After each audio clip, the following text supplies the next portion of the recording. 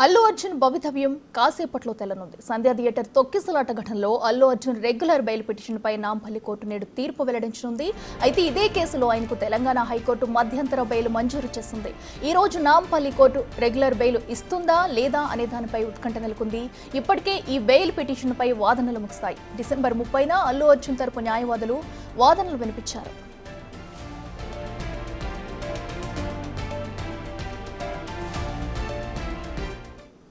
ఇదే అంశానికి సంబంధించి మరింత సమాచారం మా ప్రతినిధి సురేష్ లైవ్లో అందిస్తారు. సురేష్, చెప్పండి. అయితే ఈరోజు అల్లు అర్జున్ తీర్పుపై కూడా కోర్టు ఎలాంటి తీర్పు ఇస్తుంది అనేది కూడా ఉత్కంఠంగా అయితే మారింది. అయితే ఎప్పుడు తీర్పు వెలువరించే అవకాశం ఉంది? అక్కడ సిచ్యువేషన్ ఎలా ఉంది?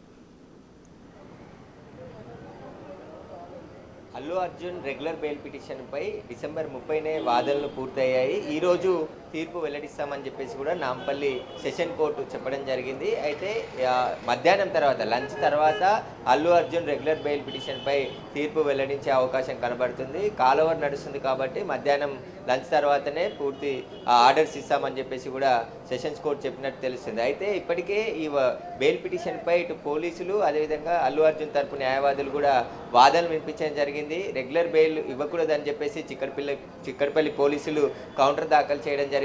కానీ రెగ్యులర్ బెయిల్ ఇవ్వండి అని చెప్పేసి అల్లు అర్జున్ తరపు న్యాయవాదులు వాదనలు వినిపించారు.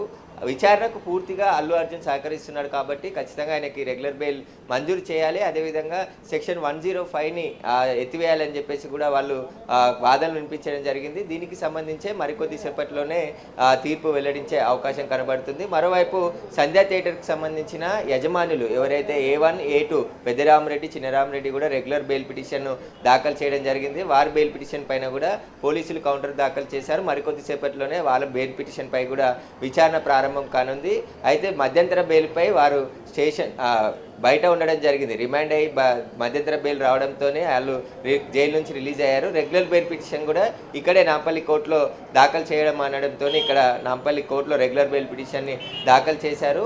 దీనికి సంబంధించి పోలీసులు ఇన్వెస్టిగేషన్ కొనసాగుతుంది కాబట్టి నిందితులకు రెగ్యులర్ బెయిల్ ఇవ్వొద్దనే కౌంటర్ దాఖలు చేశారు. కానీ రెగ్యులర్ బెయిల్ ఇవ్వండి అని చెప్పేసి ఆ నిందితుల తరపున న్యాయవాదులు గట్టిగా వాదించారు. దీనికి సంబంధించి మరికొద్ది సేపట్లోనే వారి బెయిల్ పిటిషన్ పై కూడా తీర్పు వెల్లడించే అవకాశం కనబడుతుంది. ఇక అల్లు అర్జున్ మధ్యంతర బెయిల్పై ప్రస్తుతం బయట ఉన్నాడు. ఆయన బెయిల్ 10వ తారీఖు వరకు కూడా ఉంది కాబట్టి జనవరి 10 వరకు ఉంది. ఆ తర్వాత రెగ్యులర్ బెయిల్ని ఇక్కడే నాంపల్లి కోర్టులోనే తీసుకోవాలని చెప్పేసి హైకోర్టు డైరెక్షన్ ఇవ్వడంతోనే రెగ్యులర్ బెయిల్ పిటిషన్ ఇక్కడ దాఖలు చేయడం జరిగింది. ఇక లంచ్ తర్వాత అల్లు అర్జున్ రెగ్యులర్ బెయిల్ పిటిషన్పై తీర్పు వచ్చే అవకాశం కనబడుతుంది. Right Suresh, thank you.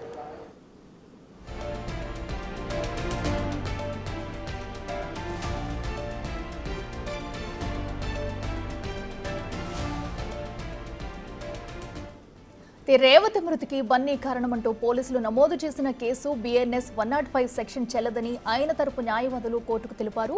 బన్నీకి regular bail ఇవ్వొద్దంటూ Chikkadpally పోలీసులు కౌంటర్ దాఖలు చేశారు. ఒకవేళ అల్లు అర్జున్కు బెయిల్ ఇస్తే విచారణకు సహకరించేలా ఆదేశాలు ఇవ్వాలని పోలీసులు కోర్టును రిక్వెస్ట్ చేశారు. బన్నీ రెగ్యులర్ బెయిల్ విషయంలో పోలీసులు అల్లు అర్జున్ న్యాయవాదుల వాదనలను కోర్టు ఇప్పటికే పరిశీలించింది.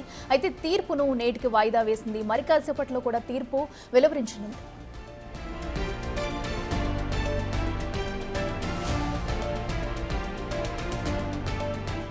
అయితే దాదాపు ఆయనకు రెగ్యులర్ బెయిల్ వచ్చే ఛాన్స్ ఎక్కువగా ఉంది. ఇప్పటికే పుష్ప 2 నిర్మాతలు యలమంచిలి రవిశంకర్, ఏర్నేని నవీన్లకు హైకోర్టులో ఊరట లభించింది.